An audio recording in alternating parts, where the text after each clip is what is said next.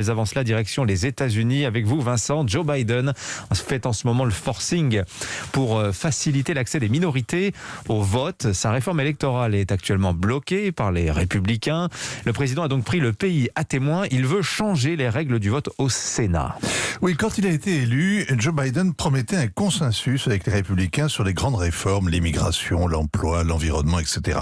Lui, au moins, après 40 ans vissé à son siège, le sénateur connaissait les arcanes du Congrès, pas comme ce Trump venu de New York. Il allait, disait-il, mettre un terme à la politique de division à Washington. Alors la vieillesse, c'est pas forcément un naufrage, mais ça peut être une pataugeoire. Depuis 1 an, Joe Biden patauge au Congrès. Il a fallu une procédure simplifiée pour faire passer en urgence son plan de relance. Il vient d'échouer à faire adopter sa grande réforme des infrastructures et il joue son va-tout politique avec cette réforme électorale. De quoi s'agit-il ? Eh bien, d'uniformiser les règles de vote dans les 50 États. La Maison-Blanche accuse donc les États du Sud de comploter pour dissuader les minorités de voter. Par exemple, des gouverneurs veulent interdire la distribution de boissons ou de repas gratuits dans les files d'attente des bureaux de vote. Joe Biden s'y oppose. D'autres voudraient que l'électeur présente, imaginez-vous, une pièce d'identité avec une photo.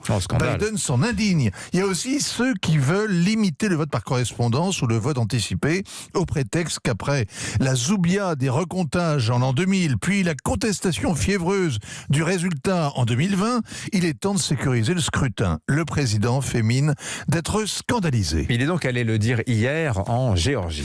Oui, la semaine dernière, il a fait un discours au canon au Capitole et sans jamais Donald Trump, sans jamais le nommer, il le dénonçait comme une sorte de réincarnation de Néron regardant Rome en flammes. Hier, il était à Atlanta pour une autre séance de conjuration. Il est allé se recueillir sur la tombe de Martin Luther King. Joe Biden est toujours éloquent quand il prie en silence devant une nuée de caméras. Il était accompagné de Kamala Harris, la plus célèbre des figurantes. Ils ont fait ensemble le pèlerinage dans l'église baptiste où officiait l'icône de la lutte pour les droits civiques. Ainsi, en odeur de sainteté, Joe Biden veut tenter le passage en force au Sénat. Alors, vous savez qu'il y a une égalité parfaite en nombre de sièges, 50 démocrates, 50 républicains. Et pour les départager, la voix de Kamala Harris, qui n'est pas seulement la veuve putative du président, elle est aussi présidente du Sénat, et sa voix fait donc la différence. Autant en profiter avant de prendre une raclée aux élections de novembre prochain. Sauf qu'il y a une règle, celle du filibuster, qui fait qu'au Sénat, quand une loi rencontre une opposition déterminée, il faut une majorité des 3/5, 60 élus pour l'adopter.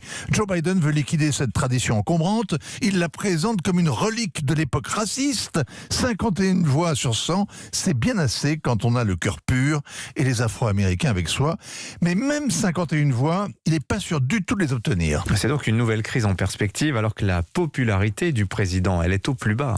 Oui, avec Joe Biden, les Américains croyaient s'embarquer pour une promenade de santé. Ils se retrouvent dans une course de stock-car, une crise après l'autre, une nouvelle crise pour oublier la précédente. Inflation, chômage, criminalité, migrants à la frontière, Covid, tous les voyants sont au rouge. Le président n'a plus que des victoires symboliques et des défaites éclatantes pour mobiliser sa base électorale.